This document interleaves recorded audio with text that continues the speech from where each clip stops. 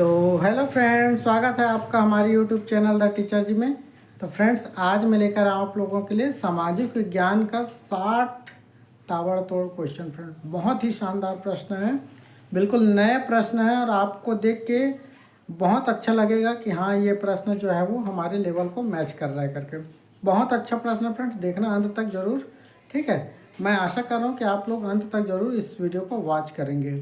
बहुत अच्छा प्रश्न है, आज की वीडियो में आपको देखने को मिलेंगे फ्रेंड्स। तो चलो देखते हैं प्रश्नों को। वीडियो में आगे बढ़ने से पहले मैं आप सभी से क्षमा मांग लेता हूँ फ्रेंड्स। क्योंकि बैकग्राउंड में आपको अलग अलग नॉइज़ सुनने को मिलते हैं। मेरे पास नॉइस रिमूवर इंस्ट्रूमेंट नहीं है फ्रेंड्स, है ना। बहुत जल्द मैं उसको आप लोगों के लिए प्रोवाइड कराऊंगा, है ना। आप लोगों को ऐसा कोई असुविधा ना हो, इसका मैं ध्यान रखूँगा। अभी मेरी कुछ समस्याएं हैं जिसके चलते मैं आपके लिए जो नॉइस कैंसिलेशन वाला जो चीज़ है कह दो नहीं कर पा रहा हूँ, है ना, अपनी वीडियो में। तो आप लोग थोड़ा सा एडजस्ट करना। आप प्रश्न को निश्चिंत होकर देखिए, मज़ा आ जाएगा आज के प्रश्न देखने में। ठीक है, पहला प्रश्न दिया हुआ देख लो कि रेलवे के आगमन से पहले कौन सी प्रणाली भारत के परिवहन के मुख्य साधन के रूप में कार्य करती थी, जो वस्तुओं और लोगों की आवाजाही के लिए नदियों, नहरों, बैक वाटर और जल धाराओं का उपयोग करती थी। ठीक है, प्रश्न हालांकि आपको लंबा लंबा दिखाई पड़ेगा, लेकिन ये बहुत अच्छे लेवल का प्रश्न फ्रेंड्स, है ना। ऑप्शन दिया हुआ है समुद्री व्यापार मार्ग, अंतर्देशीय जल मार्ग, ग्रैंड ट्रंक रोड नेटवर्क या फिर एरियल रोपवे।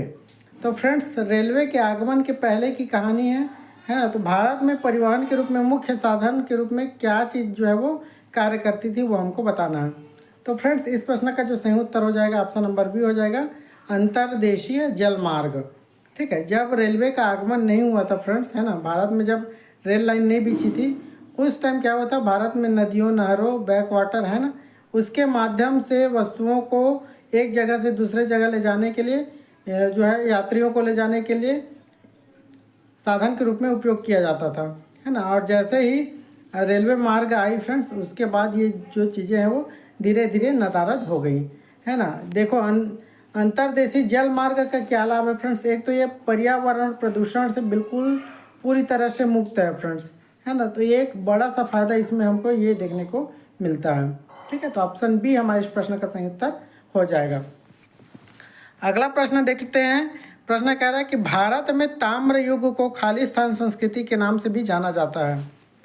ऑप्शन दिया हुआ है लौह युग के नाम से, ताम्र पाषाण युग के नाम से, पूरा पाषाण युग के नाम से या फिर मध्य पाषाण युग के नाम से।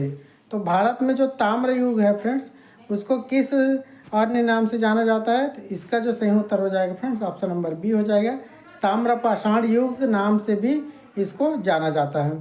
ठीक है, नेक्स्ट क्वेश्चन देख लेते हैं। प्रश्न कह रहा है कि खेलों में परफॉर्मेंस को गलत तरीके से बेहतर बनाने, खेलों में परफॉर्मेंस को गलत तरीके से बेहतर बनाने और प्रतिस्पर्धियों पर बढ़त हासिल करने के लिए प्रतिबंधित पदार्थों या तरीकों के उपयोग को खालिस्तान कहा जाता है। तंदुरुस्ती कहा जाता है, डोपिंग कहा जाता है, सहन शक्ति कहा जाता है या फिर प्रशिक्षण कहा जाता है। तो ऐसी चीज़ों को क्या बोला जाता है फ्रेंड्स, तो डोपिंग बोला जाता है ना। खिलाड़ियों को प्रत्येक खेल से पहले जो है वो डोपिंग टेस्ट कराना पड़ता है, चाहे वो ओलंपिक खेल हो, चाहे आपका क्रिकेट वाला खेल हो, चाहे हॉकी हो। अगर इसमें कुछ रिजल्ट इधर उधर हो जाता है, फिर उसका डोप टेस्ट करके उसको निलंबित किया जाता है फ्रेंड्स। ठीक है, तो ऑप्शन बी हमारे इस प्रश्न का सही उत्तर हो जाएगा। अगला प्रश्न है हमारा, देख लो। प्रश्न कह रहा है कि प्राथमिक चिकित्सा से मुख्य रूप से क्या तात्पर्य है। ऑप्शन दिया हुआ है चिकित्सा पेशेवर के आने से पहले तत्काल अल्पकालिक उपचार, चोट के स्थान पर की जाने वाली शल्य चिकित्सा, विशेषज्ञ द्वारा निर्धारित दवाएं जिनसे बीमारियों का इलाज किया जाता है, ठीक होने के लिए दीर्घकालिक अस्पताल आधारित देखभाल। तो प्राथमिक चिकित्सा का हमको तात्पर्य बताना है। तो देखो, प्राथमिक चिकित्सा का तात्पर्य ऑप्शन नंबर ए हो जाएगा फ्रेंड्स, कि चिकित्सा पेशेवर के आने से पहले, अर्थात मान लेते हैं हमको कोई चोट लग गई, तो हम डॉक्टर का वेट ना करें, उसके पहले अपना उपचार कर लें थोड़ा सा प्राथमिक रूप से। उसके बाद जैसे ही विशेषज्ञ आते हैं फ्रेंड्स, उसके बाद आप वो अपने हिसाब से फिर ट्रीटमेंट करते हैं। तो ऑप्शन ए हमारे इस प्रश्न का सही उत्तर हो जाएगा। अगला प्रश्न देख लेते हैं। प्रश्न कह रहा है कि किस प्रकार की जलवायु जिसमें तापमान न तो बहुत गर्म हो न ही बहुत ठंडा फूलों की खेती के लिए सबसे उपयुक्त है। ऑप्शन दिया है ध्रुवीय जलवायु, समशीतोष्ण जलवायु, मरुस्थलीय जलवायु, उष्णकटिबंधीय जलवायु। तो हमको फूलों की खेती के लिए जो जलवायु उपयुक्त है उसको बताना है। तो फ्रेंड्स इस प्रश्न का जो सही उत्तर हो जाएगा वो हो जाएगा हमारा समशीतोष्ण अर्थात बी उत्तर सही हो जाएगा। नेक्स्ट क्वेश्चन देख लेते हैं। हमारा नेक्स्ट क्वेश्चन बोल रहा है कि कढ़ाई में सुई काम के दौरान कपड़े को कस कर रखने, सिलाई करते समय उसे सिकुड़ने से बचाने के लिए किस औजार का उपयोग किया जाता है। ऑप्शन दिया हुआ है कढ़ाई हुक का, कढ़ाई सीम रिपर का, कढ़ाई थिम्बल का या फिर पिकिंग कढ़ाई कैंची का। तो कढ़ाई है, मान लेते हैं है ना, कढ़ाई कर रहे हैं तो उस टाइम सुई काम के दौरान कपड़े को कस कर रखने के लिए, सिलाई करते समय और सिकुड़ने से बचाने के लिए हम लोग जो औजार का उपयोग करते हैं उसको क्या बोलते हैं। तो इसका जो सही उत्तर हो जाएगा फ्रेंड्स ऑप्शन नंबर ए हो जाएगा, उसको बोलते हैं कढ़ाई हुक अर्थात ए प्रश्न का ए ऑप्शन जो है हमारे इस प्रश्न का सही उत्तर हो जाएगा। नेक्स्ट क्वेश्चन देख लो फ्रेंड्स। नेक्स्ट क्वेश्चन बोल रहा है कि गंभीर रूप से जलने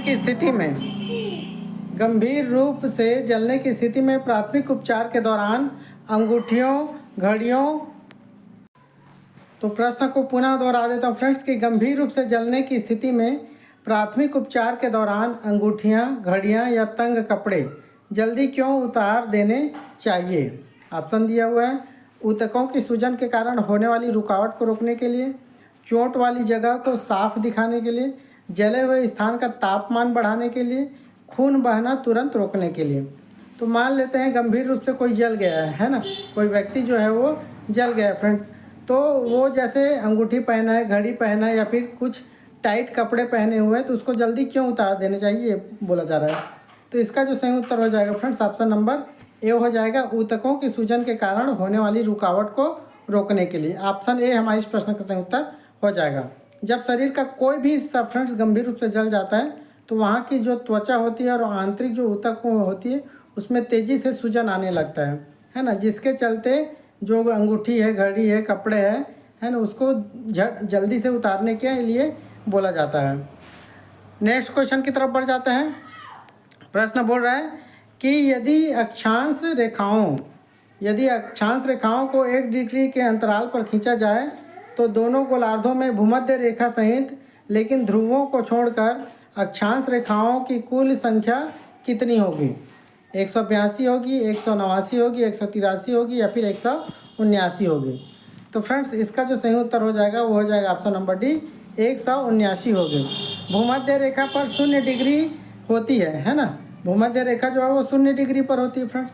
भूमध्य रेखा जो है वो कहाँ पे होती है तो 0 डिग्री पे होती है फ्रेंड्स, ठीक है। और इसके उत्तर में 1 अंश से 89 अंश तक तथा 89 अक्षांश वृत्त होते हैं और दक्षिण में भी 89 होते हैं।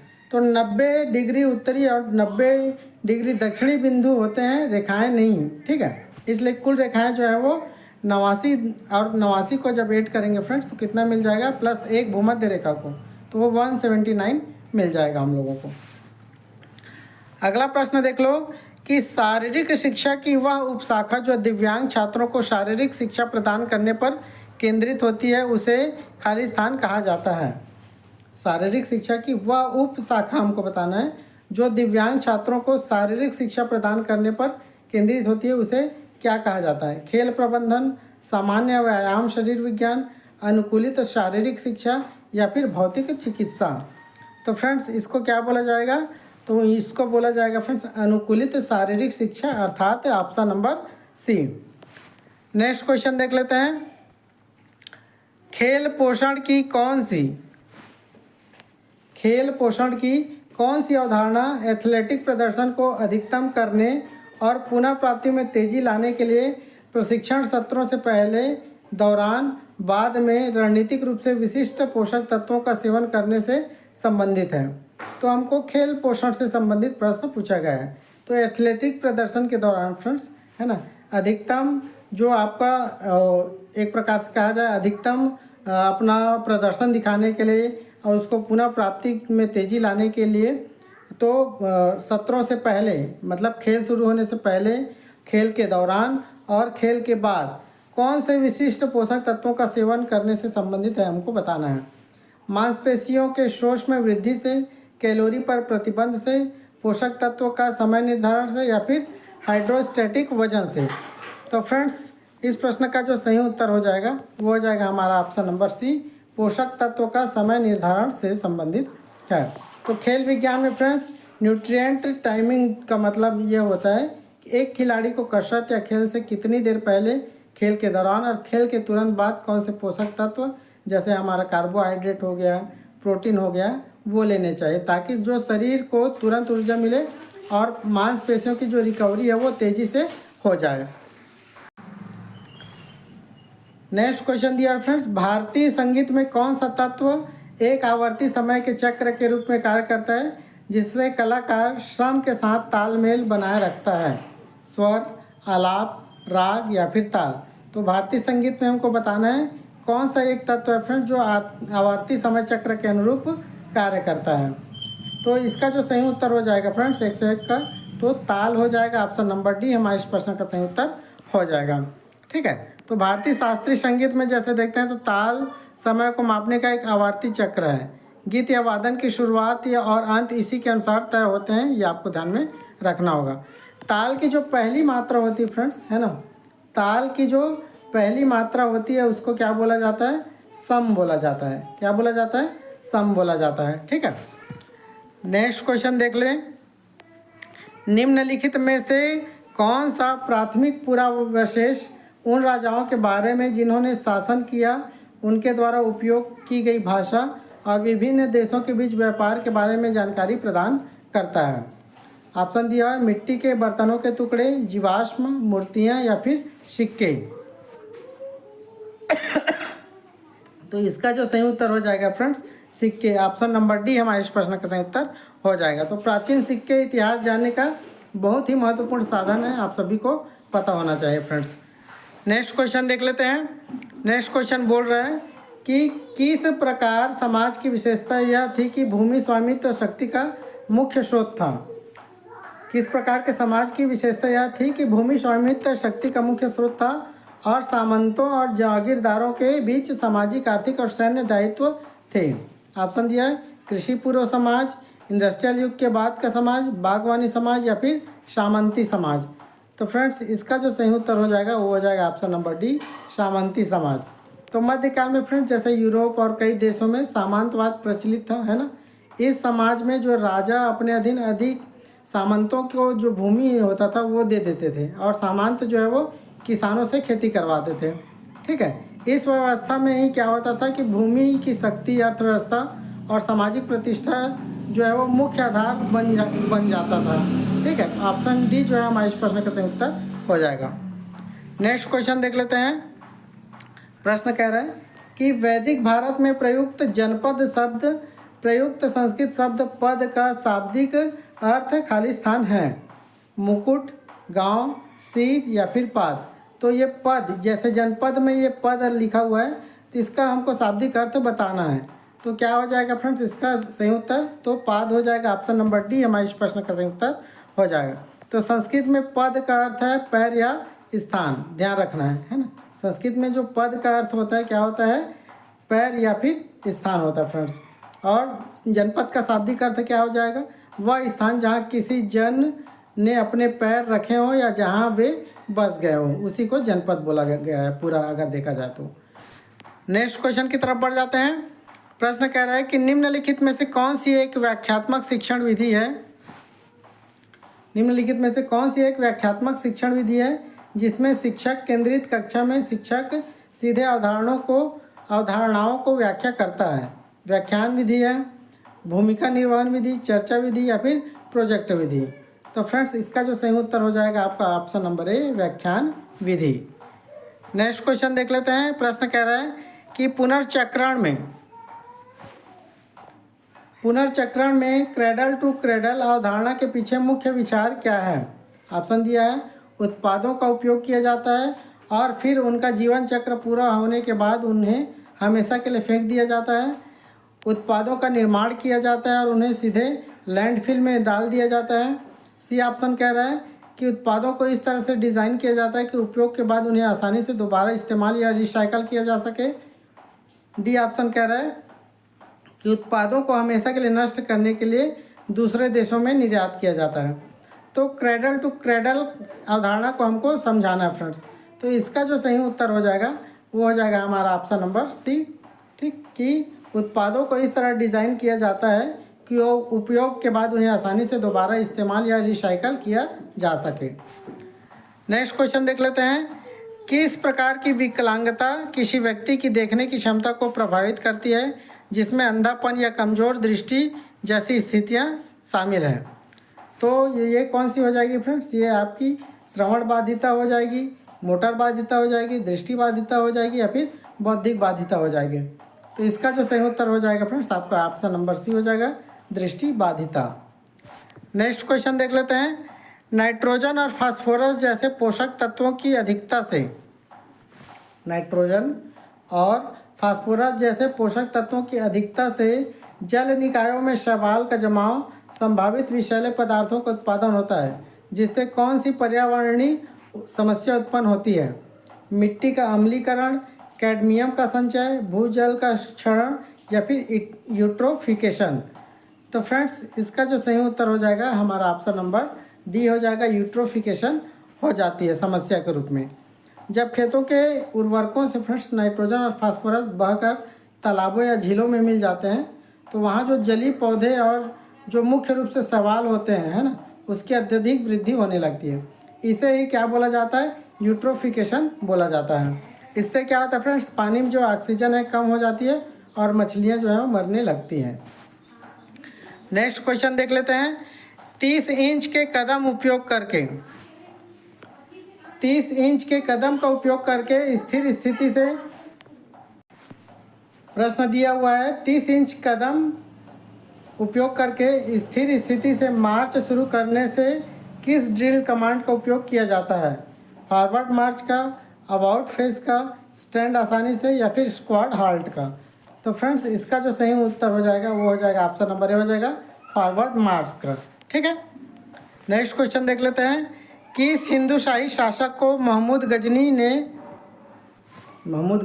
ना, महमूद गजनी ने पेशावर के युद्ध में पराजित किया था? यह भारतीय उपमहाद्वीप में महमूद का पहला बड़ा युद्ध था। जयपाल को, त्रिलोचन पाल को, भीमपाल को या फिर जयचंद को? तो फ्रेंड्स इसका जो सही उत्तर हो जाएगा उसको देख लेते हैं। जयपाल इसका सही उत्तर हो जाएगा, ऑप्शन नंबर ए हो जाएगा। ठीक है, तो 1001 ईस्वी में फ्रेंड्स गजनी के जो सुल्तान थे महमूद गजनी, उन्होंने हिंदू शाही राजवंश के राजा किसको? जयपाल, हिंदू शाही राजा थे, है ना, कौन? जयपाल। तो इनको पराजित किया था फ्रेंड्स। ठीक, और इनकी ये पहली बड़ी युद्ध थी, ये भी आपको ध्यान में रखना है। नेक्स्ट क्वेश्चन देख लेते हैं। प्रश्न दिया है, वह कौन सी स्थिति है जिसमें थायराइड ग्रंथि बढ़ जाती है, जिससे सांस लेने और खाना निगलने में रुकावट आ सकती है? ऑप्शन दिया अस्थमा, टॉन्सिलाइटिस, गाइटर या फिर लेरिंजाइटिस। तो फ्रेंड्स थायराइड ग्रंथि बढ़ जाती है, उस स्थिति को हमको बताना है। तो इसको बोला जाता है फ्रेंड्स गाइटर बोला जाता है। ऑप्शन सी हमारे इस प्रश्न का सही उत्तर हो जाएगा। नेक्स्ट क्वेश्चन देख लेते हैं। भारतीय शास्त्रीय संगीत में राग संगत में प्रयुक्त लयबद्ध चक्र 3 ताल में कितनी मात्राएं होती है, जिसे 4 समान भागों में विभाजित किया जाता है? 10, 12, 16 या फिर 6? तो कितनी मात्राएं होती फ्रेंड्स? तो 16 मात्राएं होती है। ऑप्शन सी जो है हमारे इस प्रश्न का सही उत्तर हो जाएगा। तो हिंदुस्तानी संगीत में यदि देखा जाता है फ्रेंड्स तो आपको 16 मात्राएं देखने को मिलती हैं। ठीक है, जिन्हें 4-4 मात्राओं के 4 समान भागों में क्या कर दिया गया है? बांट दिया गया है। नेक्स्ट क्वेश्चन देख लेते हैं। फूलों, सुगंध और सुंदरता के लिए पार्कों और सड़कों के किनारे पौधे उगाने का प्राथमिक उद्देश्य क्या है? तो फूलों, सुगंध और सुंदरता के लिए पार्कों और सड़क किनारे पौधे उगाने का प्राथमिक उद्देश्य क्या है हमको बताना है। सब्जी की खेती, खाद्य उत्पादन, ईंधन की आपूर्ति, सौंदर्य संबंधी उद्देश्य। तो क्या उद्देश्य है फ्रेंड्स? तो सौंदर्य संबंधी उद्देश्य, ऑप्शन डी सही उत्तर हो जाएगा। नेक्स्ट क्वेश्चन देख लेते हैं। सिंक होल और भूमिगत गुफाएं, सिंक होल और भूमिगत गुफाएं किस प्रकार की भू आकृतियों के विशिष्ट उदाहरण है? बाथोलिथ भू आकृतियाँ, कास्ट भू आकृतियाँ, ज्वालामुखी भू आकृतियाँ, नदी भू आकृतियाँ। तो जो सिंक होल है फ्रेंड्स, है ना, सिंक होल और जो भूमिगत गुफाएं हैं वो किस प्रकार की भू आकृतियाँ हैं? तो इसका जो सही उत्तर हो जाएगा ऑप्शन नंबर बी, कास्ट भू आकृतियाँ हैं, है ना। जैसे चूना पत्थर वाले क्षेत्रों में जब भूमिगत जल रासायनिक क्रिया द्वारा चट्टानों को घोल देता है तो सिंक होल बन जाता है फ्रेंड्स, और भूमिगत जैसी संरचनाएं जो है वो बनने लगती है। इसी को कास्ट भू आकृति कहा जाता है। नेक्स्ट क्वेश्चन देख लेते हैं। जिस सिंचाई पद्धति में उत्सर्जकों के माध्यम से सीधे जड़ क्षेत्र में बूंद बूंद पानी डालने की विशेषता होती है उसे खाली स्थान के रूप में जाना जाता है। नहर सिंचाई, ड्रिप सिंचाई, कुआं सिंचाई या फिर नाली सिंचाई। तो ऐसी सिंचाई को क्या बोला जाता है फ्रेंड्स? ड्रिप सिंचाई बोला जाता है। ऑप्शन बी हमारे इस प्रश्न का सही उत्तर हो जाएगा। ड्रिप सिंचाई इसको या फिर टपक सिंचाई भी बोला जाता है, ये आपको ध्यान में रखना है। नेक्स्ट क्वेश्चन देख लेते हैं। निम्नलिखित में से कौन सी प्रथा वनों के संरक्षण और सुरक्षा में सबसे अधिक सहायक है? ऑप्शन दिया है भूमि साफ करने के लिए वनों में आग लगाना, बिल्कुल नहीं। बड़े पैमाने पर लकड़ी के लिए वृक्षों की कटाई बढ़ाना, ये भी नहीं। अधिक वृक्षारोपण और मौजूद वनों की रक्षा करना। वन क्षेत्रों में खनन गतिविधियों का विस्तार करना, ये भी नहीं होगा। तो ऑप्शन सी हमारे इस प्रश्न का सही उत्तर हो जाएगा फ्रेंड्स। नेक्स्ट क्वेश्चन देख लेते हैं। व्यायाम और स्ट्रेचिंग करने से पहले 5-10 मिनट वार्म अप करना क्यों जरूरी है? ऑप्शन दिया है कैलोरी तेज़ी से जलाने के लिए, हड्डियों का घनत्व बढ़ाने के लिए, हृदय गति कम करने के लिए, या फिर मांसपेशियों में रक्त और ऑक्सीजन का प्रवाह बढ़ाने के लिए। तो ऑप्शन डी हमारे इस प्रश्न का सही उत्तर हो जाएगा फ्रेंड्स। ठीक है, मांसपेशियों में रक्त और ऑक्सीजन का प्रवाह बढ़ाने के लिए 5-10 मिनट जो है वो वार्म अप किया जाता है कोई भी खेल करने से पहले। नेक्स्ट क्वेश्चन देख लेते हैं। यूरोप, एशिया और उत्तरी अमेरिका में फैली कौन सी विस्तृत ध्रुवीय पट्टी ठंडी, है ना, यूरोप में फैली है, एशिया में फैली, उत्तरी अमेरिका में फैली है ध्रुवीय पट्टी ठंडी नम जलवायु कोमल लकड़ी के पेड़ों के शंकुधारी जंगलों और मुख्य व्यवसाय के रूप में लकड़ी के काम की विशेषता रखती है। देखो कुल मिला के प्रश्न को लंबा कर दिया गया फ्रेंड्स, और प्रश्न का जो उत्तर है वो बिल्कुल शॉर्ट है और आपको थोड़ा सा चकमा देने का प्रयास किया गया है। ठीक, तो आपको हड़बड़ाना नहीं है।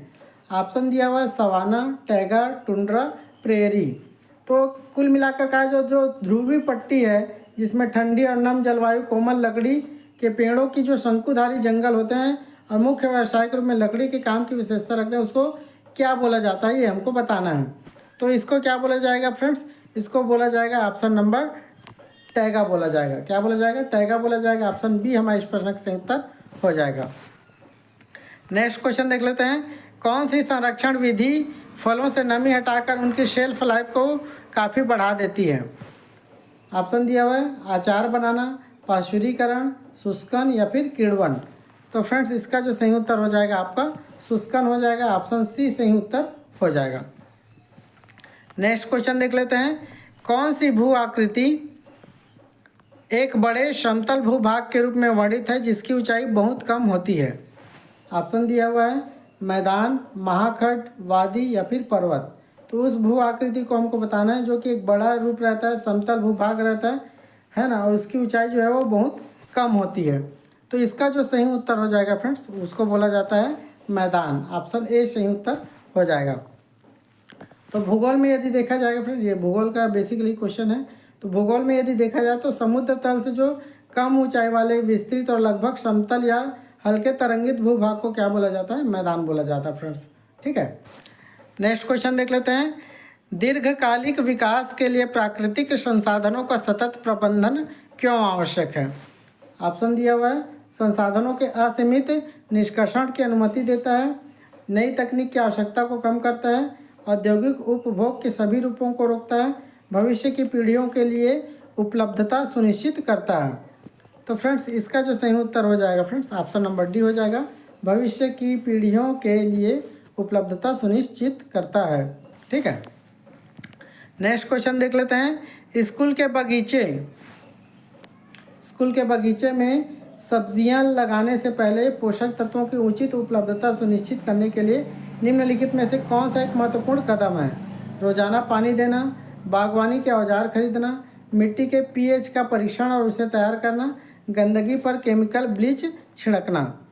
तो फ्रेंड्स, इस प्रश्न का जो सही उत्तर हो जाएगा वो हो जाएगा ऑप्शन नंबर सी, मिट्टी के पीएच का परीक्षण और उसे तैयार करना। जब तक हम लोग मिट्टी का पीएच मान का परीक्षण नहीं करेंगे तब तक वो क्या है हमारे लिए उचित नहीं रहेगा फ्रेंड्स। नेक्स्ट क्वेश्चन देख लेते हैं। मौर्य साम्राज्य के शासन की विशेषता किस प्रकार की प्रशासनिक प्रणाली थी? ऑप्शन दिया हुआ है अनंतिम प्रशासन, केंद्रीकृत प्रशासन, विकेंद्रीकृत प्रशासन या फिर अल्पतंत्रात्मक प्रशासन। तो मौर्य साम्राज्य के शासन किस प्रकार की प्रणाली में थी फ्रेंड्स? तो इसका जो सही उत्तर हो जाएगा फ्रेंड्स ऑप्शन नंबर केंद्रीकृत प्रशासन हो जाएगा, option number B. Next question देख लेते हैं। निम्नलिखित में से कौन सा कारक मृदा निर्माण में मृदा अपरदन और परिवहन के अपक्षय कारक के रूप में कार्य करता है?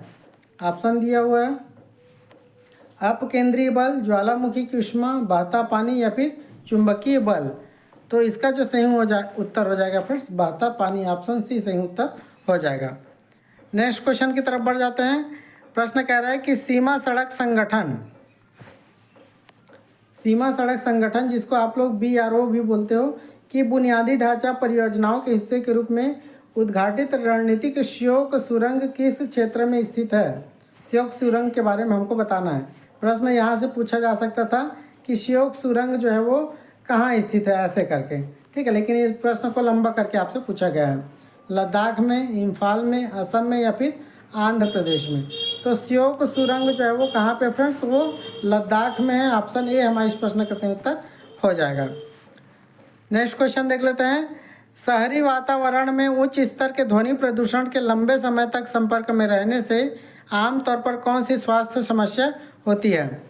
तो फ्रेंड्स, शहर की बात हो रही है, उच्च स्तर के ध्वनि प्रदूषण से यदि हम लोग लंबे समय तक टच में हैं तो कौन सी स्वास्थ्य समस्या होगी? हृदय रोग, श्वसन विकार, हड्डी टूटना या फिर त्वचा संक्रमण। तो ये तीनों तो नहीं होगा फ्रेंड्स, लेकिन हृदय रोग आ सकता है। तो ऑप्शन ए हमारे इस प्रश्न का उत्तर हो जाएगा। नेक्स्ट क्वेश्चन देख लेते हैं।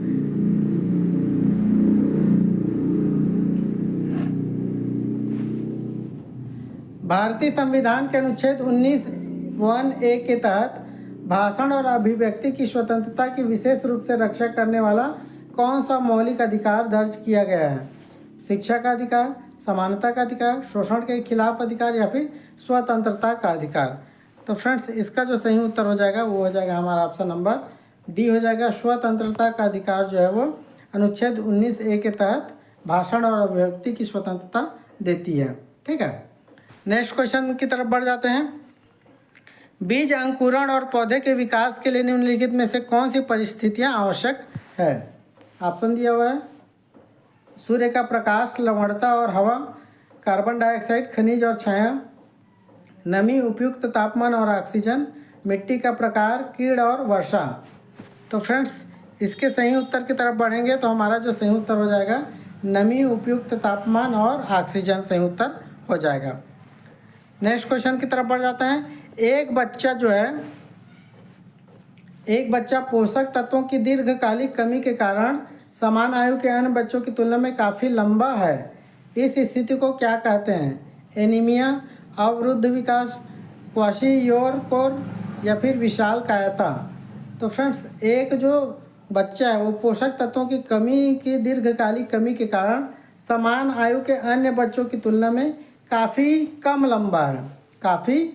लंबा है हमको बताना है, अर्थात वो अन्य बच्चों के मुकाबले में नाटा है, कहते हो एक प्रकार से। तो ये किस स्थिति को दर्शाता है ये हमको बताना है। तो इसका जो सही उत्तर हो जाएगा फ्रेंड्स आपका ऑप्शन नंबर बी, अवरुद्ध विकास को बताता है, ठीक है। नेक्स्ट क्वेश्चन देख लेते हैं।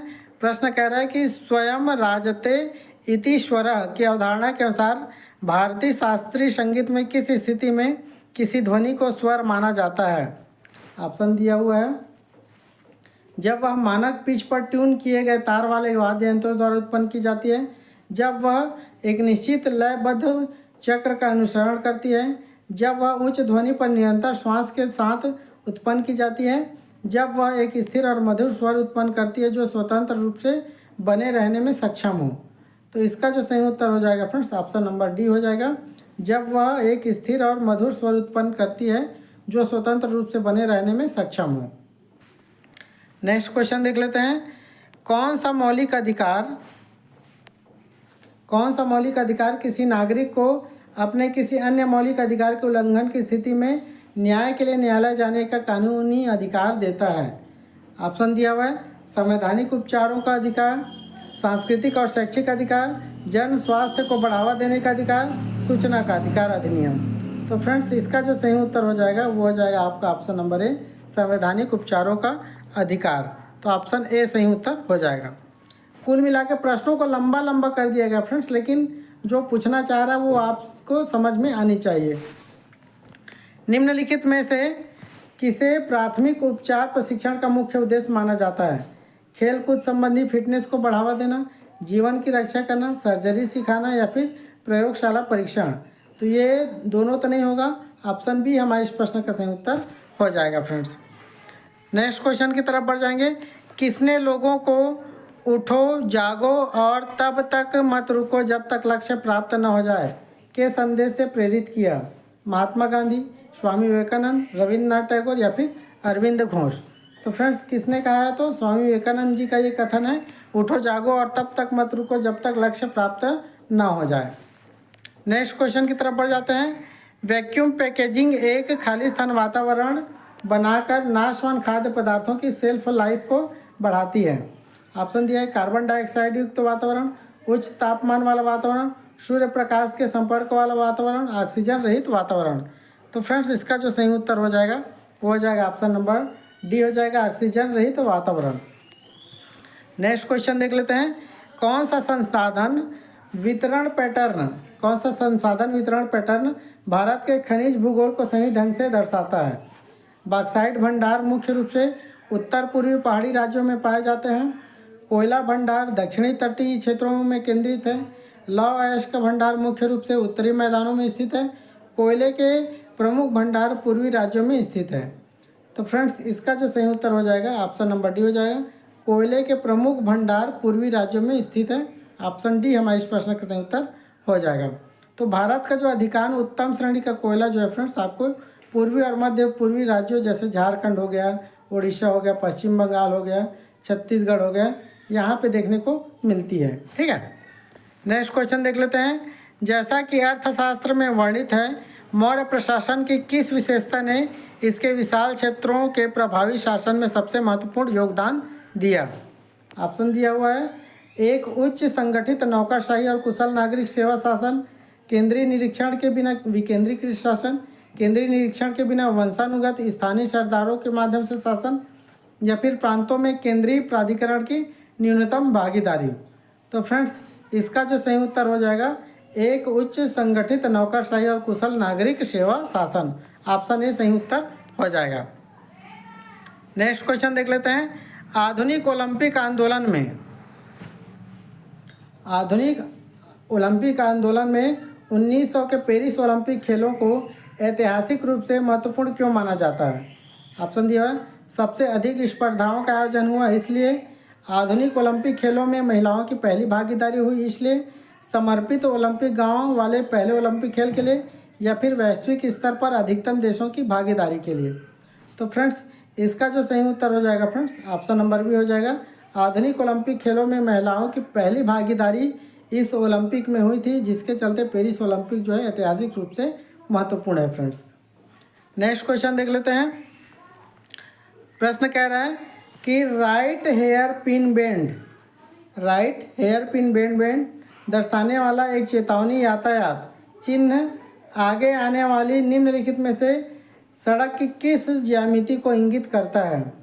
ऑप्शन दिया हुआ है आगे एक बैरियर गेट के साथ एक सुरक्षित रेलवे क्रॉसिंग है, आगे दाईं ओर मुड़ता हुआ एक तीखा लगभग 180 डिग्री का यू आकार का मोड़ है, मार्ग पर एक पुल के कारण आगे की सड़क संकरी है, या फिर आगे सड़क पर ऊपर की ओर एक तीव्र ढलान है।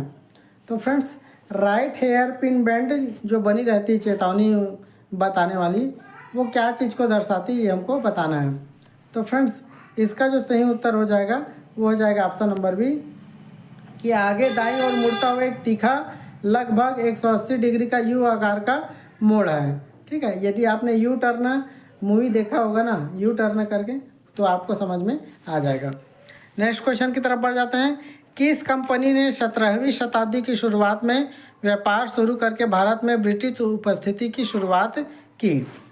डच कंपनी ने, पुर्तगाली कंपनी ने, ईस्ट इंडिया कंपनी ने, या फिर फ्रांसीसी कंपनी ने? तो 17वीं शताब्दी की बात हो रही है फ्रेंड्स, तो इसका जो सही उत्तर हो जाएगा आपका ईस्ट इंडिया कंपनी, अर्थात option number C. Next question देख लेते हैं। पौधों की सामग्री कृषि अवशेषों, शैवाल या पशु अपशिष्ट जैसे कार्बनिक पदार्थों से संश्लेषित ईंधन को तकनीकी रूप से खालिस्तान के रूप में वर्गीकृत किया जाता है। आणविक ईंधन के रूप में, खनिज ईंधन के रूप में, जैव ईंधन के रूप में, या फिर जीवाश्म ईंधन के रूप में? तो किस रूप में इसको किया जाता है फ्रेंड्स? तो जैव ईंधन के रूप में किया जाता है। ऑप्शन सी हमारे इस प्रश्न का उत्तर हो जाएगा। नेक्स्ट क्वेश्चन देख लो। एक साल से अधिक उम्र के किसी होश में मौजूद वयस्क या बच्चे को अगर दम घुट रहा हो तो प्राथमिक उपचार का क्या अनुशंसित क्रम है? ठंडा पानी पिलाना, केवल सांस देना, पीठ पर थपकी देना और फिर पेट पर दबाव डालना, केवल छाती दबाना? तो फ्रेंड्स इसका कौन सा सही उत्तर हो जाएगा? तो ऑप्शन नंबर सी हो जाएगा, पीठ पर थपकी देना और फिर पेट पर दबाव डालना। नेक्स्ट क्वेश्चन देख लेते हैं। 86वें संवैधानिक संशोधन के तहत शिक्षा के अधिकार के साथ साथ माता पिता या अभिभावकों पर विशेष रूप से कौन सा मौलिक कर्तव्य लागू किया गया था? ऑप्शन दिया हुआ है। निजी शिक्षण संस्थानों में नामांकन को प्रोत्साहित करना, 14 वर्ष से अधिक आयु के बच्चों की उच्च शिक्षा का खर्च उठाना, विशेष शिक्षा उपकर और करों का भुगतान सुनिश्चित करना, 6 से 14 वर्ष की आयु के बच्चों को शिक्षा के अवसर प्रदान करना? तो फ्रेंड्स इस प्रश्न का जो सही उत्तर हो जाएगा वो हो जाएगा 6 से 14 आयु वर्ष के जो बच्चे हैं उनको शिक्षा का अवसर प्रदान करना। नेक्स्ट क्वेश्चन दिया हुआ है। निम्नलिखित में से कौन सा कार्य मुख्य रूप से ब्लॉक विकास अधिकारी बीडीओ द्वारा किया जाता है? ऑप्शन दिया हुआ है। ग्रामीण विकास कार्यक्रमों का पर्यवेक्षण और निगरानी, विदेशी व्यापार वार्ताओं का संचालन, सीमावर्ती क्षेत्रों में रक्षा अभियानों का प्रबंधन, शेयर बाजार पर गतिविधियों का विनियमन। तो ब्लॉक के जो ऑफिसर होते हैं, ब्लॉक विकास अधिकारी, उनका जो मुख्य काम होता है वो क्या होता है फ्रेंड्स? तो इसका जो सही उत्तर हो जाएगा आपका ऑप्शन नंबर ए, ग्रामीण विकास कार्यक्रमों का पर्यवेक्षण और निगरानी करना। नेक्स्ट क्वेश्चन देख लेते हैं। निम्नलिखित में से कौन सा जोड़ा क्रमशः स्थलीय वातावरण और जलीय वातावरण को सही ढंग से दर्शाता है?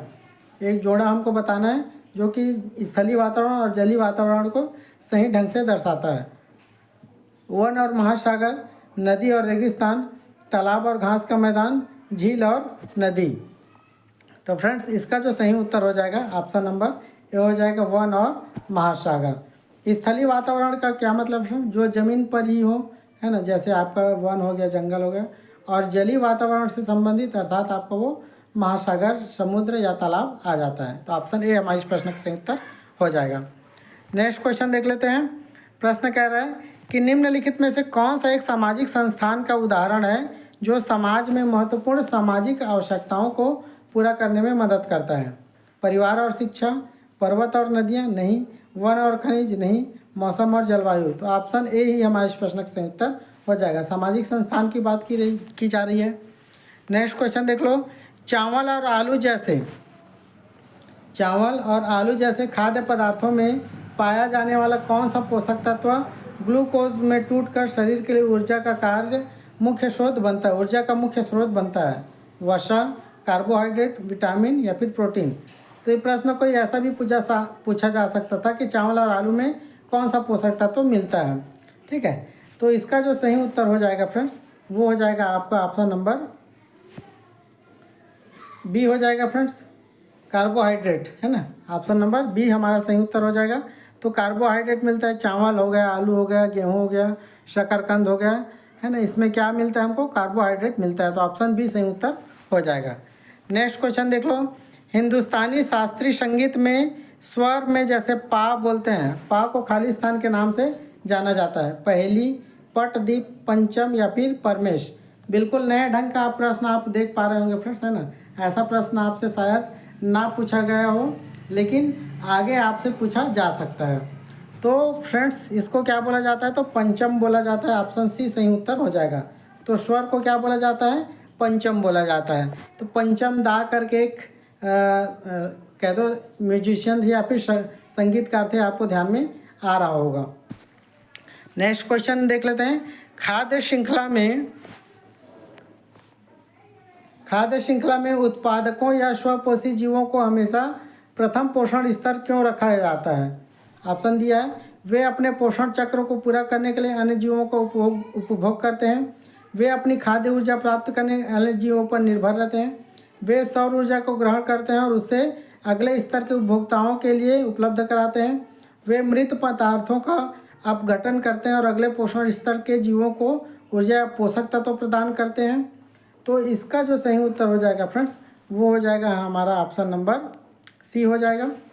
वे सौर ऊर्जा को ग्रहण करते हैं और उससे अगले स्तर के उपभोक्ताओं के लिए उपलब्ध कराते हैं, इसीलिए जो है वो स्वपोषी जीवों को हमेशा प्रथम पोषण स्तर पर रखा जाता है। नेक्स्ट क्वेश्चन देख लेते हैं। शहरी क्षेत्र दिया हुआ है, शहरी क्षेत्र अच्छी तरह से विकसित सुविधाओं और सेवाओं के लिए जाने जाते हैं। निम्नलिखित में से कौन सा शहरी क्षेत्रों की एक प्रमुख विशेषता का सबसे अच्छा वर्णन करता है। विरल जनसंख्या और खुला भूभाग, बिल्कुल गलत। केवल कृषि भूमि पर निर्भरता, गलत। उन्नत अवसंरचना और सार्वजनिक सेवाएं, सीमित परिवहन और संचार, तो ये भी नहीं होगा फ्रेंड्स। तो ऑप्शन सी हमारे इस प्रश्न का सही उत्तर हो जाएगा, उन्नत अवसंरचना और सामाजिक सेवाएं। ठीक है, नेक्स्ट क्वेश्चन देख लेते हैं। प्रश्न कह रहा है, देख लो फ्रेंड्स, और ये आपके इस वीडियो का अंतिम प्रश्न है। नियमित घरेलू सफाई से धूल, गंदगी और कीटाणु दूर होते हैं। इस प्रक्रिया से घर में मुख्य रूप से क्या क्या बनाए रखने में मदद मिलती है। तापमान नियंत्रण में, स्वच्छता में, वेंटिलेशन में या फिर आर्द्रता नियंत्रण में। तो फ्रेंड्स इसका जो सही उत्तर हो जाएगा ऑप्शन नंबर बी, स्वच्छता बनाए रखने में मदद मिलती है। ठीक है, तो ये थे आप लोगों के लिए बहुत ही बेहतरीन प्रश्न फ्रेंड्स। उम्मीद करता हूँ ये बहुत ही बेहतरीन प्रश्न आपको बहुत अच्छे लगे होंगे। वीडियो अगर पसंद आएगी तो वीडियो को ज़रूर लाइक करिएगा। चैनल पे नए होंगे तो चैनल को ज़रूर सब्सक्राइब कर लीजिएगा। मिलते हैं फिर नेक्स्ट वीडियो में, तब तक के लिए बने रहिए आप हमारे चैनल द टीचर जी के साथ। धन्यवाद।